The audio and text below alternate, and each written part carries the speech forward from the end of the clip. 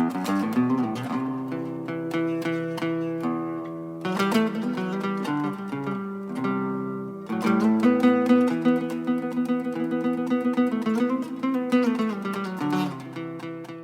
so in this episode of Stuff I Like to Do, one of the things I want to get into, because, sometimes when I go back and look at some of these episodes I do or some of the other videos I've done, I'm not too pleased or satisfied because I don't think I came across and what I was trying to convey as clearly as possible. So one of the things I do, or I like to do, is I like to follow the model of what Grandmaster Karen taught me, and that is, if you want to get good at the thing you want to be able to do, then you got to practice doing that thing. But also, you got to practice all the other skills that are associated with that thing. In other words, what he was talking about with this idea of called deconstruction, which is a part of, what we call modeling. And basically, what you're doing is you're taking a skill and you're breaking it down to its essence. You don't have to get too granular. And what you're trying to do is then look at all the different components of the skill, because no skill or technique is just one thing. It's really a bunch of other techniques seamlessly stitched together, as I was. And so if I'm, say, for example, practicing throwing a punch, there are things that have to happen before the punch actually reaches the target. So if I'm throwing a punch, for example, and I feel myself pushing off that rear leg, I want to feel that connection between my hips and my shoulders and that rear leg.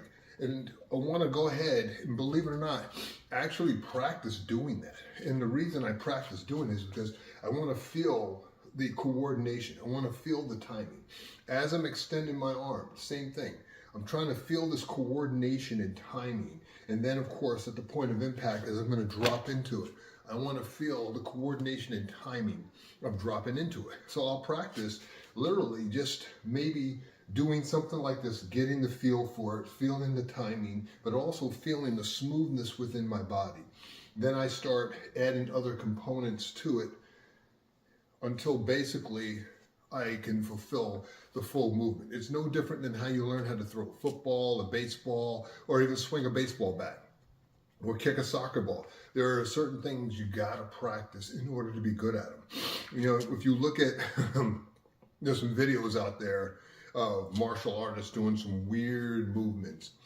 And part of the problem is because of what they're doing doesn't look like what 99% of the population has been taught of how you're supposed to move.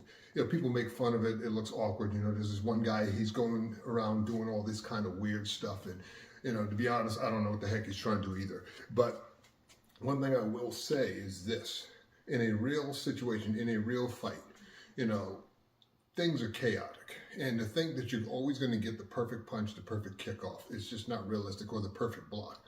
And one of the things I see is a lot of people practice technique, but they don't practice the components and development in the body that makes technique work. So in Warrior Flow, we put a lot of emphasis into getting the body to move correctly, so that when we're doing something under duress, the last thing we need to worry about is our body responding the way we want it to respond. So whatever that movement is, we actually try to practice it. If we need to build strength in that area, then we practice doing things that build strength in that area. So one of the things I like to do to help with my coordination is I like to get low at times, and I like to move in different directions, picking my feet up and stepping and feeling myself sink and stepping in different directions.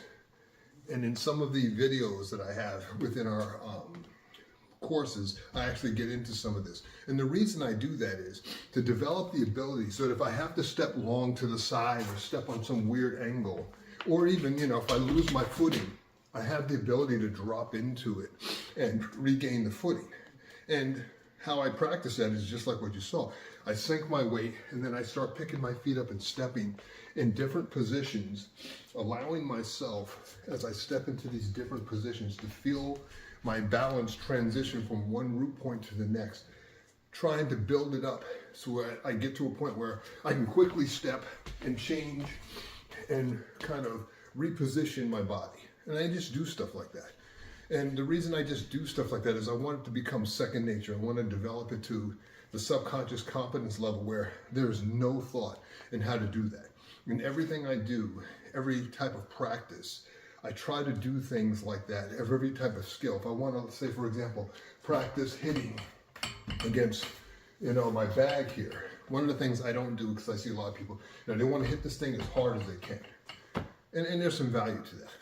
The problem is that what I'm really working for and looking for is this ability to be able to hit it, control my own movement as I move around it, and just feel myself kind of dealing with this thing as it's moving all around, because no person's head can move as fast as this. So it teaches me, as a person who's trying to move and get out of the way, where I can track them and then still hit them with power.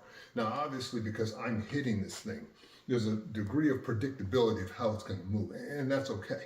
That's why I'm only focused on developing the coordination and timing of how I do this kind of stuff to give me the ability that when I'm dealing with a person who's moving 100 miles an hour, because let's face it, the bad guy don't want to get hurt either, I can do so where I'm not all over the place, just flailing, like you see people doing. So when you're practicing, whatever it is you do, whatever skills you want to, develop in your body, you want to keep it simple and just basically say, this is what I want to do. What are the things I need to do that I need to practice to develop that skill? What are the sub skills within that practice I need to practice to develop that skill? And then within those sub skills, whatever it is, you begin slowly and you start practicing and you start trying to figure it out on your own. And the reason I say figure it out on your own, everybody's body is a little different, right? So there may be things I can do for whatever reason that other people can't, and vis-a-vis.